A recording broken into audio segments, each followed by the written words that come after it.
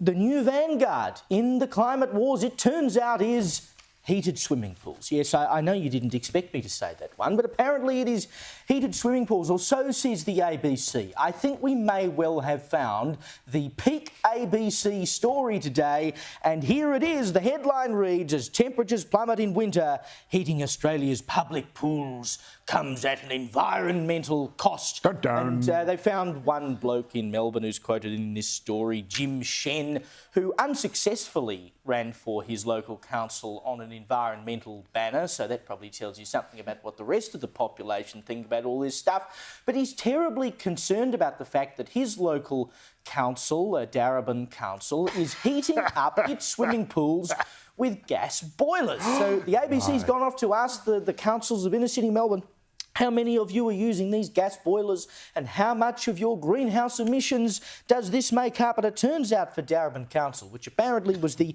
first council in the world to declare a climate emergency and come up with a climate emergency action plan, that 60% of their greenhouse emissions are made up by the local heated swimming pool. And there are other councils apparently in Melbourne where as much as 50% of their emissions are made up by these heated swimming pools. I mean, who would have thought this would be the thing we need to deal with now? But, you know, they'll come after every lovely part of life, I suppose. I mean, you know, they're suggesting, and I think Darebin's committed to going fully electric at some point and all this sort of business, right? Just like Bob Dylan in 66. But, like, honestly, if a heated swimming pool is the worst of the troubles we have to worry about in terms of our emissions, you know, who cares about China or anyone else with rampant industry and all these things? I think we're doing pretty bloody well if that's the worst we have. Well, that's exactly right. And this is such an issue that only the ABC would care about, because absolutely no one else in the general public is thinking about this at all. And guess what? Even if all of these local council pools went fully electric, fully renewable, it would do absolutely nothing to fix global climate change. Zilch, zero, zip, nothing. But it would cost ratepayers millions of dollars to refurbish all these pools with electric heaters instead of gas boilers. So this is another example of environmental lunacy that does nothing to actually solve any genuine problems, but only slugs ordinary people with more costs. And in fact, 300 people a year in Australia die from drowning. So maybe we should be saying, let's build more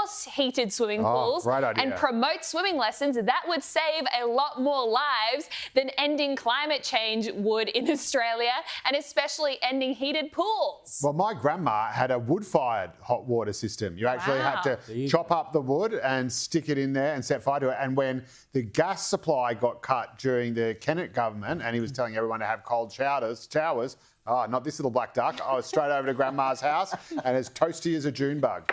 But this is also, I think, a story about gentrification and inner city values being forced on normal suburban people, because Darebin City Council is like the ultimate sort of, well, as you can see, because it's talking about a climate emergency when it's a city council. But, you know, Yarra Council is the other big one in Melbourne that covers all the really inner suburbs. And Darebin Council is around sort of Northcote, which is the sort of hipster mecca of Melbourne.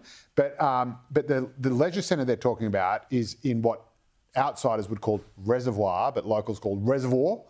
And that is one of that used to be a really sort of rough as guts, you know, battler kind of working class area. That is now starting to be gentrified, and I know that because half my uni friends are now living there because they can't afford all the hip other places.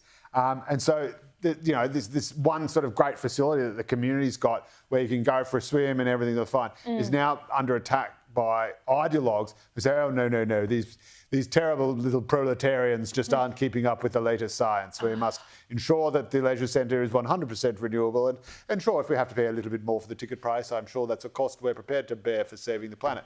So that is what I reckon is really, like, they're going after reservoir. Like, for the love of God, you know? Like, it was the Northcote pool. Yeah, I know. Heat it to 100 degrees Celsius. You'll have to start going out to Thomastown if you want to go and use it as heating swimming pool.